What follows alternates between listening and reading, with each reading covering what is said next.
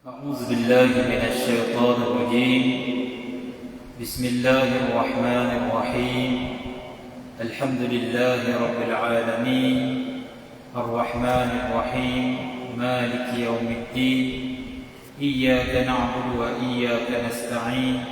اهدنا الصراط المستقيم صراط الذين أنعمت عليهم غير المغضوب عليهم ولا الضالين. آمين. إن الحمد لله نحمده ونستعينه ونستهديه ونستغفره ونعوذ بالله من شرور أنفسنا ومن سيئات أعمالنا. من يهده الله فلا مضل له ومن يضلل فلا هادي له. أشهد أن لا إله إلا الله وحده لا شريك له وأشهد أن محمدا عبده ورسوله. قالوا سبحانك لا علم لنا إلا ما علمتنا إنك أنت العليم الحكيم.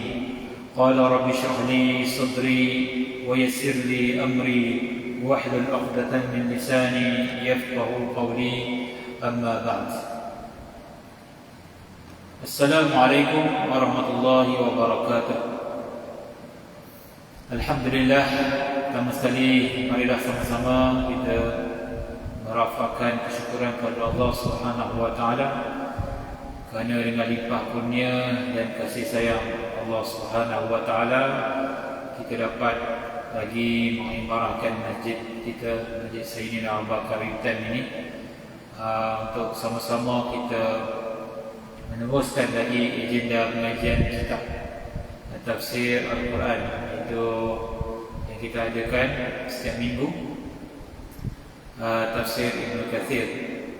Mudah-mudahan dengan keberadaan kita pada malam ini dalam masjid ini dikira sebagai satu amal soleh di sisi Allah SWT.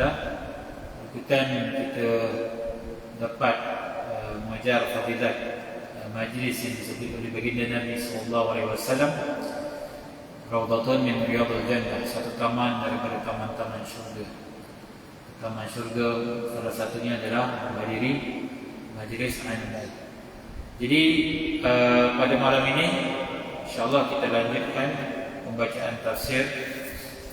Pada minggu sebelum ini kita telah masuk ayat ke-40 daripada surah Al-Baqarah, iaitu fasa menceritakan berkenaan dengan Bani Israel.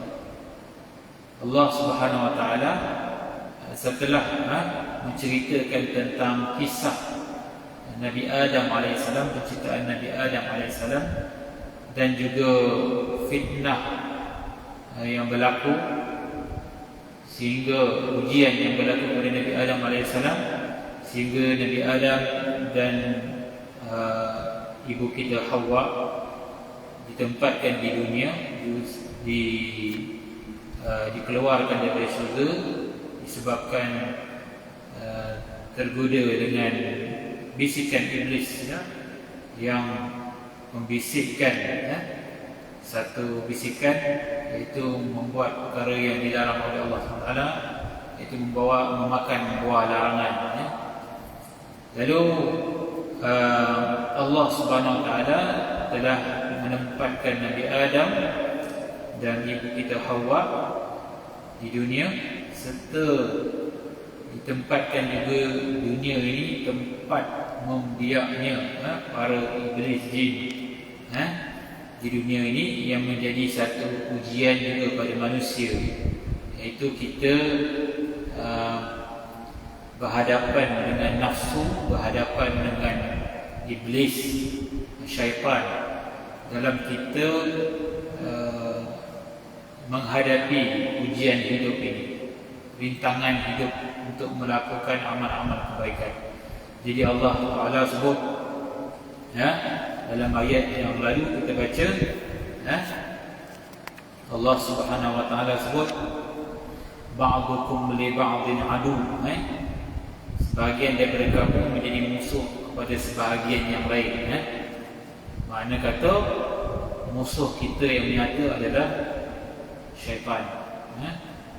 Maka Allah Ta'ala mengingatkan kita tentang dugaan dalam kita hendak melakukan amar ma'ruf dan nahi munkar, melakukan kebaikan, kita berhadapan dengan hawa nafsu dan godaan syaitan. Kemudian Allah Ta'ala menceritakan tentang kisah bangsa yang begitu lama memerintah dan dikurniakan para nabi dan rasul yang paling ramai, iaitu Bani Israel. Allah menyeru dengan perkataan Bani Israel, iaitu anak cucu Nabi Yaqub alaihissalam. Kita sebut sebelum ini Israel adalah nama gelaran kepada Nabi Yaqub alaihissalam. Allah sebut uzkuru ni'mati allati an'amtu 'alaikum wa awfu bi ahdi. Kenangkanlah nikmat-nikmat yang telah aku kurniakan kepada kamu dan berpeganglah kamu kepada janji. Ayat ini konteksnya pada orang Yahudi pada zaman Nabi Muhammad sallallahu alaihi wasallam. Allah panggil golongan Yahudi di Madinah dengan panggilan datuk mereka yang mulia, iaitu anak cucu hamba kami yang soleh Nabi Yaqub. Pada mereka adalah berasal daripada Nabi Yaqub alaihissalam. Allah suruh mereka kenangkan nikmat yang Allah telah kurniakan kepada mereka, yang mana mereka tahu nikmat-nikmat itu, iaitu nikmat bagaimana keturunan mereka telah diselamatkan daripada mara bahaya cengkaman kezaliman Fir'aun, yang mana mereka telah diancam dengan ancaman yang membawa kepada ambang kematian. Fir'aun ni dia memang menyeksa Bani Israel kerana Fir'aun ini percaya melalui mimpinya bahawasanya ada seorang lelaki yang akan diutuskan di kalangan Bani Israel yang akan mengancam kerajaannya, iaitu Nabi Musa alaihissalam. Sebab itu diperintahkan anak-anak daripada Bani Israel ini dibunuh, anak-anak lelaki dibunuh hidup-hidup. Tapi dengan takdir Allah Subhanahu Wa Taala, Nabi Musa hidup, diselamatkan oleh Allah SWT, dan akhirnya hidup di istana Fir'aun, dan akhirnya menentang Fir'aun. Fir'aun yang menjaga Nabi Musa itu di istananya adalah yang menjadi ancaman dari Fir'aun, dan dia telah menentang Nabi Allah ini, dan akhirnya Fir'aun dan para tenteranya ingin membunuh semua Bani Israel dengan mengejar Nabi Musa dan para pengikutnya, dan Allah SWT telah selamatkan. Ayat tentang Allah Ta'ala selamatkan mereka itu yang akan kita baca pada ayat yang seterusnya lah, ayat ke-60 lebih itu. Jadi Allah Ta'ala sebut ini tidak mula cerita tentang masa depan. Ayat tu belum lagi ada. Tengok gaya penceritaan dalam Quran ni. Kalau dia tengok satu filem yang baik, dia akan cerita dulu, dia akan buat kita tak faham. Tiba-tiba dia akan pergi kepada penghujung, tempat hasil. Tiba-tiba dia akan cerita tengah-tengah. Lepas tu dia akan balik bila mula-mula cerita, kemudian bila dia akhir cerita baru kita faham apa dia yang awal. Bagi suspense dulu. Dia tak macam cerita kita di sistem Melayu. Sistem Melayu ni mula tutur ikut susunan. Tapi Al-Quran dia akan cerita masa depan tu. Kenangkanlah nikmat. Nikmat tu Allah akan cerita pada ayat yang tengah-tengah nanti. Tapi Allah dah sebut tentang nikmat. Mana dia punya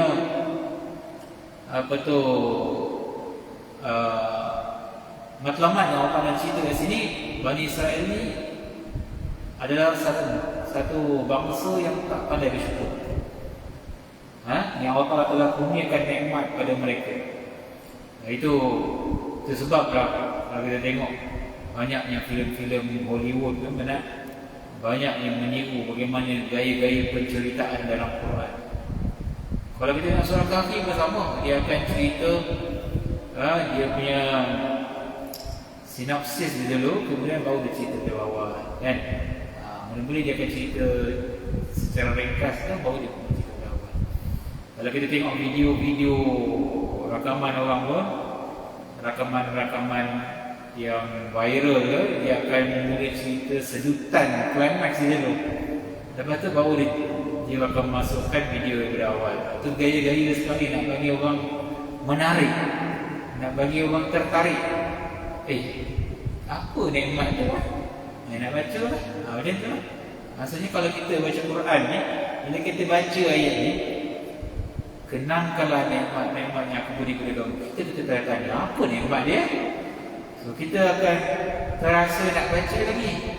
Baca lagi ayat seterusnya sampai Allah akan bawa kita pada ayat yang tengah-tengah ni. Baru diperincikan apa nikmat. So dia tak ambil cerita. Jadi kita tertanya-tanya. Itu gaya penceritaan Al-Quran. Itu adalah gaya penceritaan dalam Quran yang metodologi ini ditiru oleh orang Barat. Akhirnya mereka buat filem, dan filem tu akhirnya menjadi tarikan orang ramai. Akhirnya orang Melayu pun jadi macam tu. Sebenarnya mereka ambil daripada Quran. Quran dia tak akan mula daripada awal, dia akan mula tiba-tiba dia beri climax, lepas tu dia akan mula daripada awal. So dia akan cerita di tengah dulu, bagi kita tertanya-tanya dulu, mantap kita punya emosi ketika itu. Jadi samalah dalam ayat 40 ni kita akan tertanya-tanya. Melainkan kalau kita ni baca Quran memang tak nak tadabbur, kita tak akan rasa macam kita nak sambung baca ayat tu. Tapi kalau kita baca tu, kita nak tadabbur, kita akan semangat untuk sambung. Apa dia ayat seterusnya? Apa ayat seterusnya? Nikmat-nikmat itu adalah yang mana kita sebut pada minggu lepas. Sebenarnya nikmat dilepaskan daripada cakapan Fir'aun. Nikmat Allah Ta'ala beri mereka ini ma'idatun minas sama', makanan yang datang daripada langit. Allah Ta'ala pernah beri kehidupan selepas kematian.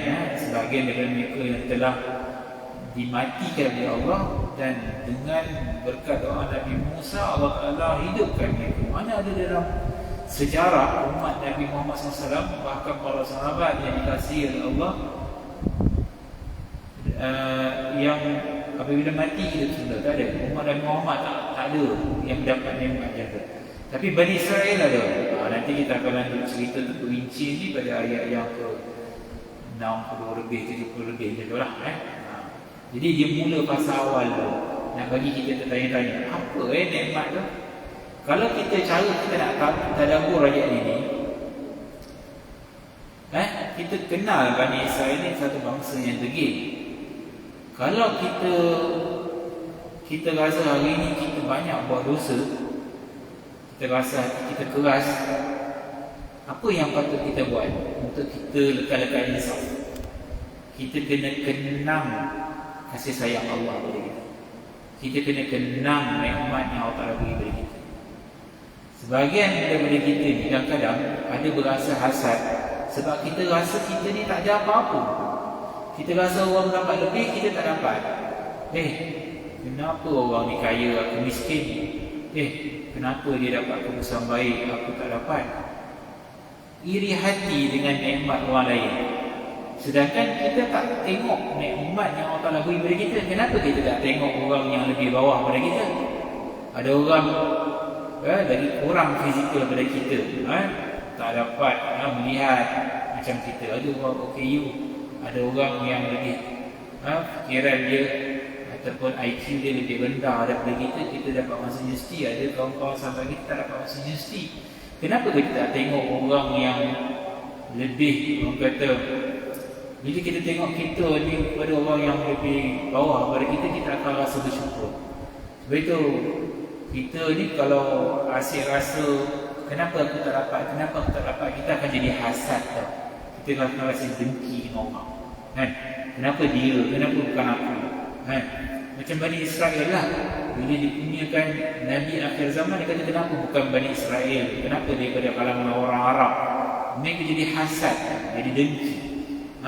Sebab mereka memang telah memasukkan dalam minda mereka begitu. Mesti mereka yang dapat, mesti mereka yang dapat, mestilah satu kebanggaan, satu kemuliaan itu datang daripada mereka. Dan mereka tidak pernah lihat nikmat-nikmat yang Allah Ta'ala beri kepada mereka. Kalau mereka diuji dengan satu ujian, mereka akan mengeluh, mereka akan menyalahkan takdir dan sebagainya. Jadi ini cara kita nak padam ayat ini. Bila kita rasa hari kita keras hati, banyak buat silap, banyak berdosa, macam mana kita nak mudah hati kita ni terjentik untuk bertaubat?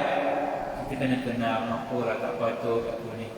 Allah bagi nikmat aku sehingga aku boleh melangkah kaki ke universiti. Banyak nikmat Allah bagi, nak bagi ke sini, ramai orang nyumbang, tiba-tiba aku leka. Nikmat banyak. Bila kita kenal nikmat Allah, kita akan mudah hati kita dijinak. Jadi inilah pujukan yang Allah Ta'ala bagi. Allah tahu orang Yahudi ni keras hati, tapi Allah menggunakan perkataan yang itu potensi untuk orang jinak hati tu lebih baik. Jadi Allah Ta'ala ni dia boleh ungkit, dia hak dia boleh ungkit. Kita tak boleh ungkit. Kita kena fikir sendiri ya. Kalau kita dah belanja kawan kita, dah belanja kawan kita, tiba-tiba satu hari dia berselisih dengan kita. Kalau kita gunakan metod ni, kau tak kenal kau dulu aku dah belanja kau. Itu dia kira mengungkit. Itu tak layak. Kita tak layak buat macam tu. Kita mengungkit pemberian kita. Tapi Allah layak bagi dia. Apa benda yang kita tak boleh ambil sifat Allah ni, Allah Ta'ala dia boleh sebut. Sebab dia memang Maha pemberi rezeki, dia boleh sebut benda-benda. Tapi kita tak layak. Dalam satu hadis, dalam satu ayat Quran Allah sebut, ya ayyuhallazina amanu la tubtilu sadaqatikum bil manni wal adha. Wahai orang-orang yang beriman, janganlah kamu membatalkan sedekah kamu dengan mengungkit-ungkit dan menyakiti hati saudara kamu. So kita mengungkit kebaikan boleh membatalkan pahala sedekah. Jaga-jaga. Apa yang patut kita lakukan? Kita yang melakukan kesalahan kena faham sendiri, kena kenal nikmat. Jadi setengah daripada kita ni kadang-kadang dia nak berubah tu mesti kerana orang lain. Pernah dengar tak? Kadang-kadang isteri salahkan suami, saya jadi teruk ni sebab awak lah. Dia jadi teruk, salahkan orang lain, kan? Ataupun pernah dengar tak, biasa kadang-kadang kawan-kawan kita dia cakap, aku ni dulu baik, dah kawan dengan kau jadi teruk. Ni salahkan orang lain ni, dia punya perangai tu dia salahkan orang lain. Ada tak? Kena begitu. Jadi ini satu perkara yang bagus. Sepatutnya kita kena muhasabah diri kita sendiri. Ada daya memujuk diri kita tanpa memerlukan orang lain menyebut kebaikannya. Jadi kalau dah menyebut kebaikan dia batal lah sekali pahala dia, kebaikan dia. Kita kena fikir sendiri. Kalau kita buat silap dengan kawan kita, kalau kawan kita buat silap dengan kita, mungkin kita rasa tak boleh terima. Tapi bila kita kenangkan kebaikan dia yang banyak pada kita, mungkin satu benda tu je kita tak puas hati dengan dia, kan? Mungkin dia buat, dia bergurau dengan kita terlebih, niat dia gurau tapi dia menyakiti hati kita. Tapi bila kita kenal, muhasabah balik, dia ni banyak buat baik dengan aku, benda tu yang akan merapatkan hubungan kita balik. Jadi tak perlu sampai dia nak minta maaf, nak apa. Jadi ada boleh juga macam tu, tapi nanti kita akan jadi orang yang macam tu lah. Mana kalau orang tak buruk tak ada, kita tak boleh muhasabah diri kita balik. So ayat ini Allah Ta'ala nak mengajar supaya kita kenangkan nikmat-nikmat Allah. Wa aufu bi ahdi, dan tunaikanlah janji kamu. Ufi bi ahdikum, aku akan tunaikan janji kamu kepadaku. Maksud ayat ini disebutkan dalam tafsir adalah tunaikanlah janji, iaitu tunaikanlah janji kamu untuk taat setia kepada Nabi akhir zaman, Nabi Muhammad SAW. Sebab dalam kitab Taurat, Perjanjian Lama dan kitab Injil, Perjanjian Baru, kedua-duanya ada tulis kedatangan Nabi akhir zaman, yang mana setiap Nabi atau pengikutnya bila berhadapan dengan Nabi akhir zaman itu, dia kena mengikutnya. Bukan kata pengikut, para Nabi pun semasa dilantik jadi Nabi dan Rasul, disebut dalam hadis, semua daripada Nabi Adam sampai Nabi Isa, bila dilantik jadi Nabi dan Rasul, dia telah berbaiat kepada Allah untuk mengakui Nabi akhir zaman, mengakui Nabi akhir zaman, iaitu Nabi Muhammad SAW, iaitu Sayyidul Anbiya. Dia penghulu segala Nabi dan Rasul.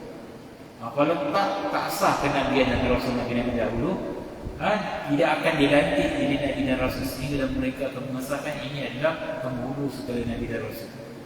Bahkan pengikut-pengikutnya pun telah faham, kerana setiap kitab-kitab lama, wahyu-wahyu lama, Zabur, Taurat, Injil, semua ada sebut. Sehingga disebut dalam ayat Al-Baqarah, ya'rifunahu kama ya'rifuna abna'ahum. Mereka mengenali Nabi Muhammad itu seperti mana mereka mengenali anak-anak mereka. Menunjukkan nama Muhammad, Ahmad ni dan memang biasa dengar dalam kitab-kitab mereka. Cuma hari ini kalau kita tengok dalam kitab Bible, tak ada lah. Sebab mereka dah padamkan. Mereka ada rasa hasad, dengki, mereka padamkan, mereka tulis dengan tangan-tangan mereka. Dahsyatnya orang Bani Israel. Sebab itu ini antara satu dosa besar adalah menipu atas nama Allah, menipu kalam Allah. Ini dosa yang paling besar, yang azabnya begitu pedih. Jangan main-main. Kita kalau nak sampaikan, kita kata Allah berfirman, tiba-tiba salah. Bukan Allah firman, sebenarnya bukan ayat Quran, jaga-jaga. Jadi kalau kita tak ini kata mafhum lah, kalau tak mafhum ni tak silap mafhum. Jangan kita benar-benar mengatakan ini adalah firman Allah. Kalau kita tak yakin itu bukan firman Allah. Jadi ufi bi'ahdikum, aku akan tunaikan janji kepada kamu, iaitu Allah akan tunaikan janji, akan memasukkan kamu ke dalam syurga. Kalau kamu tunaikan janji, kamu menerima Nabi Muhammad SAW, Allah akan tunaikan janji kepada kamu, akan menempatkan kamu di syurga. Yang mana syurga itu adalah tempat tinggal yang paling baik dalam kehidupan dunia dan akhirat. Itulah tempat tinggal yang paling baik yang disediakan oleh Allah Subhanahu Wa Taala. Dia kata satu orang masuk syurga, dia akan lupa kesenangan dunia keseluruhan. Wa iyya farhabun, dan hanya kepada pula kamu harus takut dan tunduk. Ayat 41, wa aminu bima anzaltu musaddiqan lima ma'akum wa la takunu awwala kafirin bih ولا تشتروا بآياتي ثمنا قليلا وإياي فاتقون. Dan berimanlah kamu kepada apa yang telah aku turunkan, yakni Al-Quran, yang membenarkan apa yang ada padamu, yakni Taurat. Dan janganlah kamu menjadi orang yang pertama kafir kepadanya, dan janganlah kamu menukarkan ayat-ayatku dengan harga yang murah, dan hanya kepada akulah kamu harus bertakwa. Jadi dalam ayat ini Allah SWT sebut tentang desaan untuk beriman terhadap Al-Quran,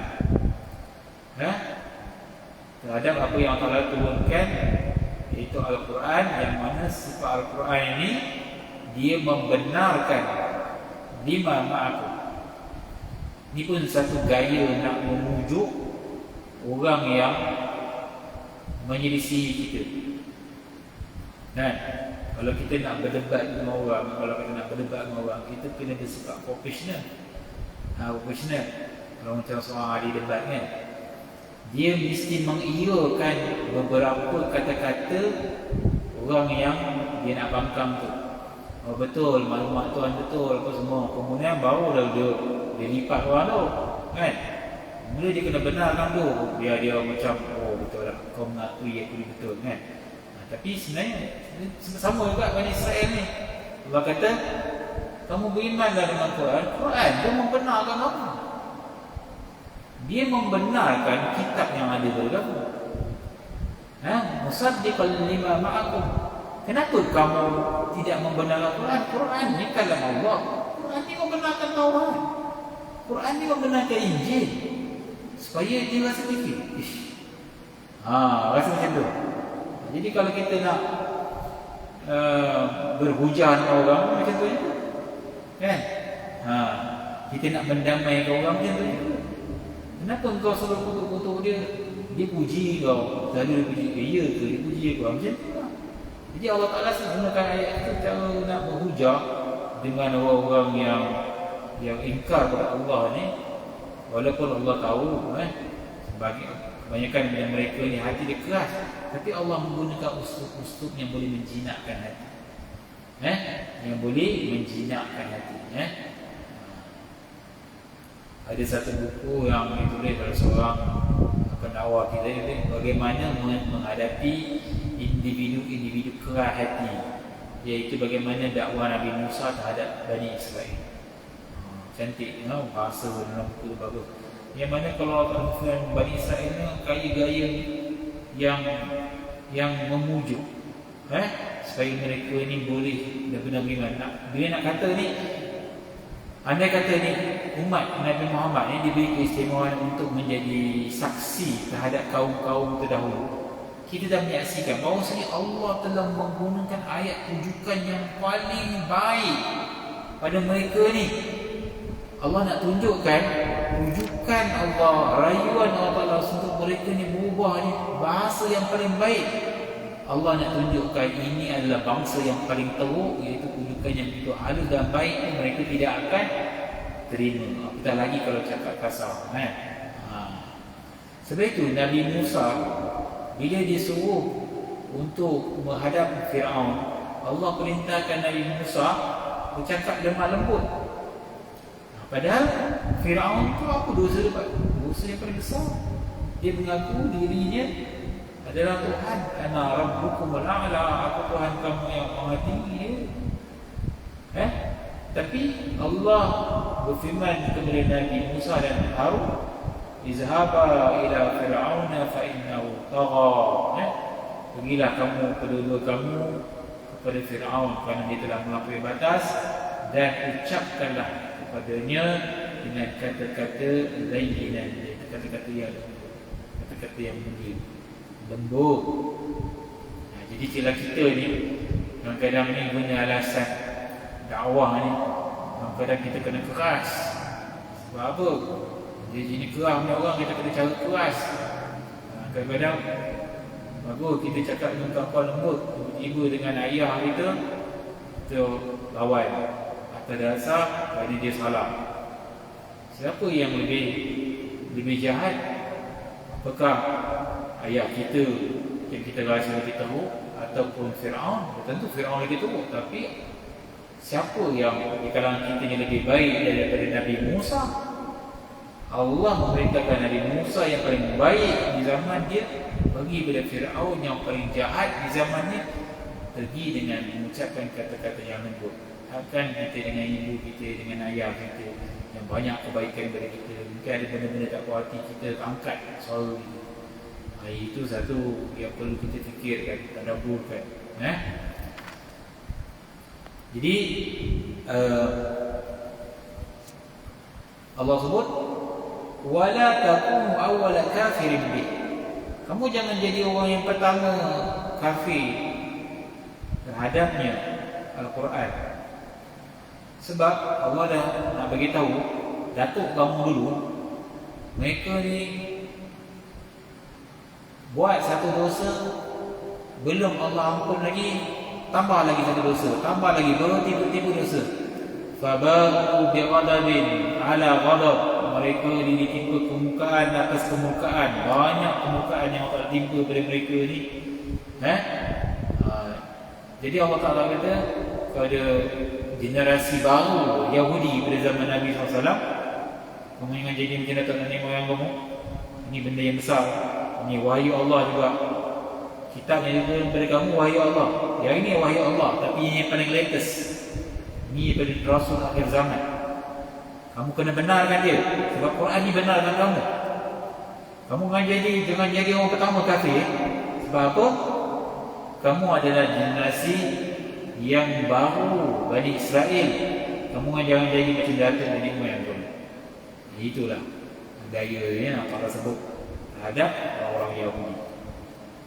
Wala tashtaru bi ayati thamanan qalila wa iyaya fattaqun. Dan janganlah kamu menukarkan ayat-ayatku dengan harga yang murah, dan hanya kepada akulah kamu harus bertakwa. Kamu jangan lakukan Al-Quran ni macam mana datuk nenek moyang kamu memperlakukan Taurat. Mereka menukar iman mereka, sanggup mereka korbankan ayat-ayat Allah kerana nafsu mereka. Kerana mereka tak mahu menegakkan sebahagian syariat, sanggup mereka memadamkan dan mereka menulis dengan tangan-tangan mereka. Ini adalah dosa atau kezaliman yang paling besar, menipu atas nama Allah. Kalau menipu atas nama manusia pun berdosa besar. Tidak ada kezaliman yang lebih besar kalau menipu atas nama Tuhan. Jadi Allah Ta'ala sebut, kamu jangan menukarkan, wala tashtaru.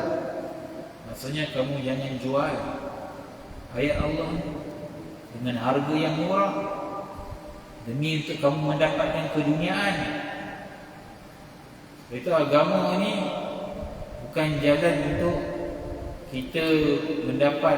Jangan gunakan agama untuk mendapat kesenangan dunia. Kalau kita menjadi orang yang beragama, dunia pasti Allah akan bagi. Tapi jangan kita menuntut ilmu, terutama ilmu agama, untuk mendapat kemewahan dunia semata-mata. Jadi kalau kita salah niat kita, maka hasil kita adalah jadi tak baik, walaupun permulaannya baik. Sebab itu ada orang yang menuntut ilmu agama, tapi dia punya hasil jadi sombong, bongkar, takabur, mensalahkan orang lain, mengkufurkan orang lain, menunjukkan dia yang paling bijak. Itu sebahagian cendekiawan Islam sebut. Al-ilmu salasata ashrar. Ilmu ini ada 3 jengkal. Man dakhala fi shibril awal, siapa yang masuk jengkal yang pertama, takabbar, dia akan sombong. Dia pun tak terbiasa berada dalam majlis ilmu, baru mula-mula nak berjinak, nak majlis ilmu. Bila masuk majlis yang pertama, dia dah mula nak berhujah dengan orang. Dia dah mula nak angkat diri dia. Dia nak mula nak kata orang lain teruk, kau ni teruk betul lah, bila lah kau nak buat. Dia dah mula nak cakap macam tu, padahal dia baru mula. Jaga-jaga niat kita.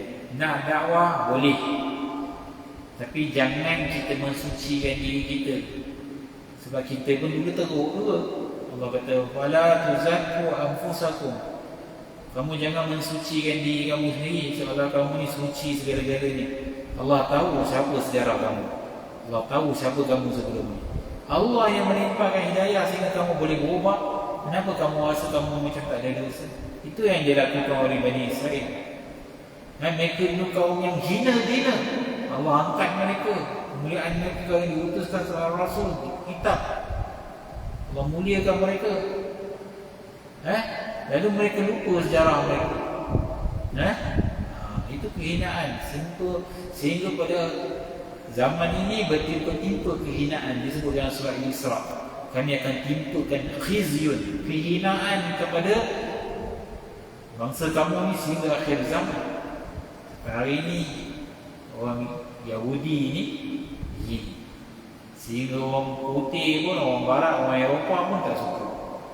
Bukan kata orang Islam, Orang Kristian pun, orang bangsa lain pun tak suka. Satu bangsa yang paling susah, yang suka mengganggu orang lain, Yahudi.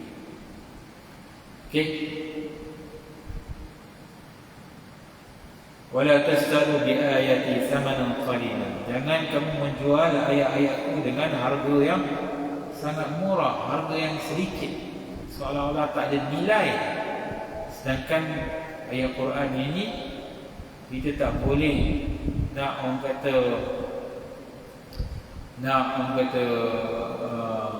merendah-rendahkan kedudukan ayat-ayat Allah Subhanahu Wa Taala. Tak boleh kita nak berjual beli. Tak boleh kita nak baca-baca ayat ni, botol air ni apa harga ni? Katakan RM1. Kita baca, saya jual RM30. Boleh tak? Allah sebut ni, wala tastaru bi ayati samanan qalilan. Kamu jangan jual ayat Quran dengan harga sedikit. Kamu nak dapat dunia, kamu sanggup buat macam ni. Adapun kalau kita bagi ini saya dah rupiah, awak nak bagi, kita tak syaratkan, tak apa. Tapi jangan nak jual macam ni. Baca je. Kalau kita buat, kalau kita nak ambil kos ni tak apalah. Kos botol ni kita nak untung sikit tak apa. Tapi disebabkan ayat Quran kita nak jual, seolah-olah kita nak dapat dunia daripada Quran yang ada ni. Ulama mengatakan ini adalah satu perkara yang teruk. Tak boleh. Betul Jakim pernah baru ni bagi satu kata amaran bagi produk-produk yang semua meletakkan label makanan sunnah. Atas nama makanan sunnah mereka angkat harga tu tinggi-tinggi. Sampai mereka menyalahgunakan makanan sunnah ni, sampai mereka dapat keuntungan yang lebih daripada perkara-perkara tersebut.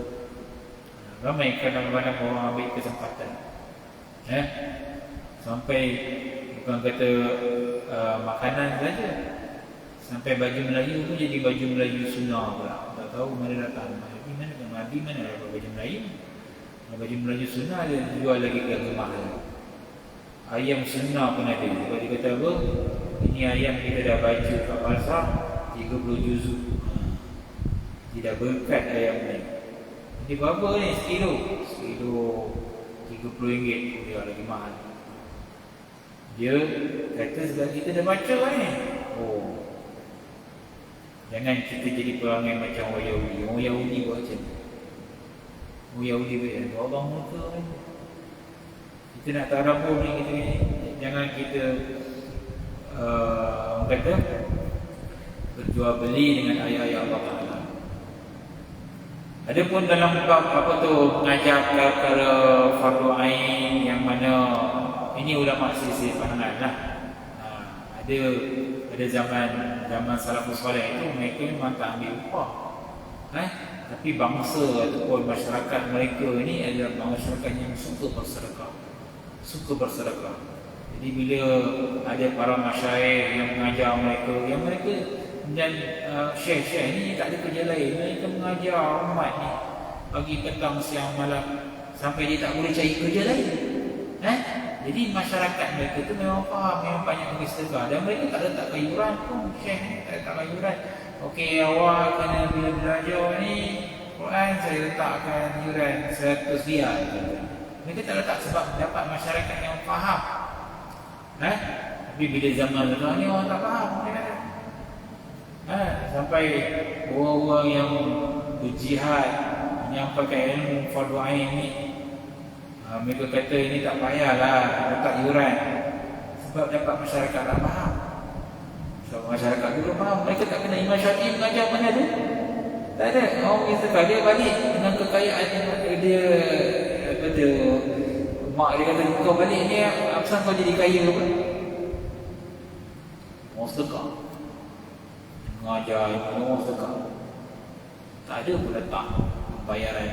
Hari ini semua kena letak bahawa tak faham. So kena tengok konteks ni. Zaman dulu ulama-ulama dulu kata macam tu, haram, ambil apa semua tu kerana apa? Zaman sekarang ulama mengharuskan kalau dia tak ada kerja lain kerja tu je, mengharuskan. Jadi inilah tidak dianggap menjual ayat-ayat Allah, kan? Jadi yang penting kita punya nawai tu, niat kita.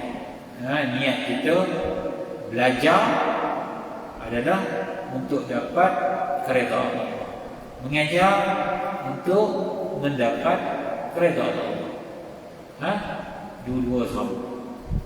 Jangan kita mengambil hal-hal agama ni untuk kita dapat kemewahan dunia, menjual agama sampai kalau ada prinsip-prinsip halal dan haram yang jelas, sanggup dikorbankan yang halal jadi haram kerana semata-mata keduniaan. Yang itu Bani Israel buat tu. Mereka bila rasa berat, Allah Ta'ala syariatkan mereka bila puasa sebulan, tiba-tiba puasa tu jatuh pada musim panas. Lalu mereka menggugurkan puasa pada musim panas. Mereka kata musim panas ni kita tak payah puasa lah, panas. Mereka ubah pada musim sejuk, tapi mereka tambah lagi 20 hari. Jadi 30 hari, jadi 50 hari. Suka-suka dia je. Kita ada tak buat macam tu? Bila masuk Ramadan, ada tak ulama-ulama kita kata masuk Ramadan musim kemarau, kita ubah musim hujan nanti hujung tahun. Oh, syok, kan? Puasa hujan, sejuk, kan?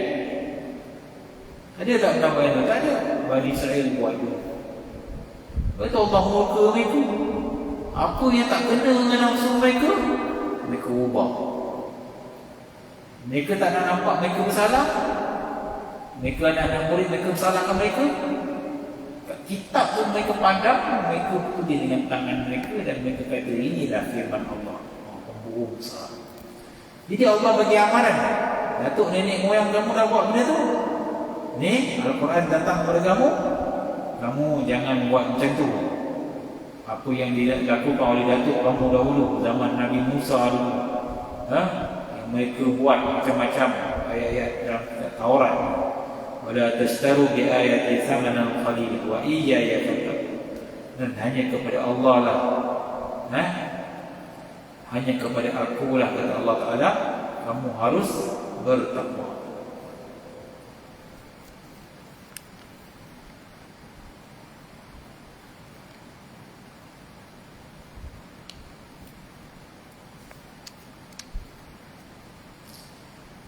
Kata Ibnu Katsir, wala tashtaru bi ayati samanan qalila, dan janganlah kamu menukar ayat-ayatku dengan harga yang murah. Artinya janganlah kalian menukar iman kalian kepada ayat-ayatku dan pembenaran terhadap rasulku dengan dunia dan segala isinya yang menggiurkan, kerana ia merupakan sesuatu yang sedikit lagi binasa, iaitu tidak kekal. Sebagaimana yang diriwayatkan oleh Abdullah bin Al-Mubarak dari Abdul Rahman bin Zaid bin Jabir dari Harun bin Yazid bahawa Al-Hasan Al-Basri pernah ditanya mengenai firman Allah samanan qalila, harga yang murah ni apa maksud dia?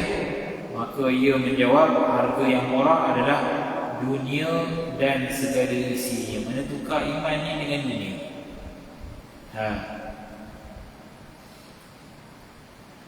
Wala tashtaru bi ayati thamanan qalila. Tafsir yang lain mengatakan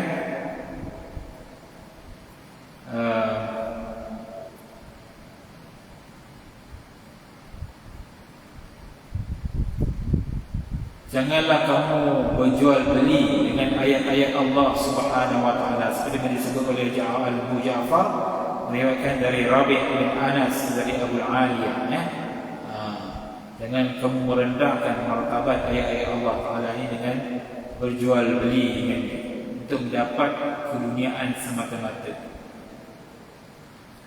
Dalam kitab Sunan Abi Daud diriwayatkan hadis dari Abu Hurairah radhiyallahu anhu, katanya Rasulullah sallallahu alaihi wasallam, "Man ta'allama 'ilman mimma yabtaghi bihi wajha Allah la yata'allamuhu illa liyusiba bihi 'aradan min ad-dunya lam yarah raihatal jannati yaumal qiyamah." Barang siapa mempelajari suatu ilmu yang semestinya dicari untuk memperolehi redha Allah, kemudian dia tidak mempelajarinya kecuali untuk mendapatkan kemewahan dunia, maka ia tidak akan mencium bau syurga pada hari kiamat. Jaga-jaga hadis ini cukup menakutkan ya. Tuntut ilmu, terutamanya ilmu agama ya, kita nak habuan dunia bukan untuk dapat redha Allah. Kalau kita nak dapat redha Allah, insya-Allah Allah kurniakan syurga. Tapi semata-mata untuk dunia, semata-mata Allah kata, Nabi kata, lam yarah raihatal jannah yaumil qiyamah, maka ia tidak akan mencium bau syurga pada hari kiamat.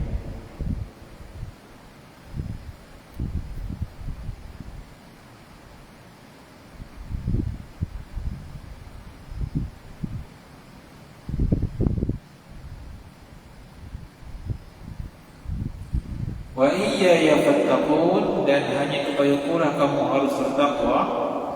Dari Talaq bin Habib Ibnu Abi Hatim mengatakan, at-taqwa an ta'mala bi ta'atillah raja'a rahmatillah ala nurin min Allah, wa an tatruka ma'siyatullah ala nurin min Allah takhafu 'iqab Allah. Taqwa maksudnya berbuat taat kepada Allah dengan mengharap rahmatnya atas nur, yakni petunjuk darinya, dan meninggalkan maksiat kepada Allah di atas nur petunjuk dari Allah, kerana takut akan siksa. Taat kepada Allah untuk harap rahmat Allah, meninggalkan maksiat kerana takut siksanya. Ada orang bila dia tinggal maksiat kerana apa? Kerana dia tak ada masa, bukan kerana takutkan siksa Allah. Hari ni bulan minggu ni ada orang kata ajak pergi kelab malam. Oh, teringat ada janji lain, bukan kerana dia elakkan tu kerana takut siksa Allah, tapi kerana ada hal lain. So dia tak dapat pahala. Tapi kalau dia tak mau pergi sebab takutkan Allah, itulah takwa. Bukan disebabkan hal-hal dunia yang lain. Itu maksud takwa. Sedangkan makna firman ayat ini, dan hanya kepadaku kamu harus bertakwa, artinya bahawa Allah Subhanahu wa taala mengancam mereka Bani Israel atas kesengajaan mereka menyembunyikan kebenaran dan menampakkan yang sebaliknya, serta pembangkangan mereka terhadap Rasulullah SAW. Allah Ta'ala tegur, kamu kena takut pada aku, kamu jangan sengaja menyembunyikan kebenaran seolah-olah kamu tak tahu. Dalam kitab kamu ada sebut seolah-olah kamu tak tahu ini adalah Rasulullah. Ya. Jadi Allah kata takwalah pada Allah. Sebab itu kita disunnahkan bila tengok ada kawan kita buat maksiat, saudara kita buat maksiat, kita takut. Saudara takutlah pada Allah, takwalah pada Allah. Sebab itu orang Arab bila ada orang buat dosa depan dia, dia kata akhi taqullah, takwalah pada Allah. Kalau buat satu kesilapan bagi dia, takutlah, kena takut Allah, takwa pada Allah. Sebab itu khatib jemaah sebut ittaqullah, takwalah pada Allah. Ada pesanan takwa ni penting. Tazawwadu fa inna khairaz zadi taqwa. Itu adalah perkara yang terbaik di akhirat. Bekal-bekallah kamu kerana perkara yang baik adalah takwa. Wallahu a'lam. Habis ayat 41, insya-Allah kita akan sambung pada minggu hadapan ayat 42. InsyaAllah. Sekadar itu saja perkongsian kita pada malam ini. أعوذ بالله من الشيطان الرجيم. بسم الله الرحمن الرحيم. الحمد لله رب العالمين، والصلاة والسلام على أشرف الأنبياء والمرسلين وعلى آله وصحبه أجمعين. اللهم إنا نسألك علما نافعا ورزقا طيبا وعملا متقبلا. اللهم أرنا الحق حقا وارزقنا اتباعه، وأرنا الباطل باطلا وارزقنا اجتنابه. ربنا آتنا في الدنيا حسنة وفي الآخرة حسنة وقنا عذاب النار. صلى الله على سيدنا محمد وعلى آله وصحبه وسلم، والحمد لله رب العالمين. أقول قولي هذا وأستغفر الله لي ولكم، وبالله التوفيق والهداية. السلام عليكم ورحمة الله وبركاته.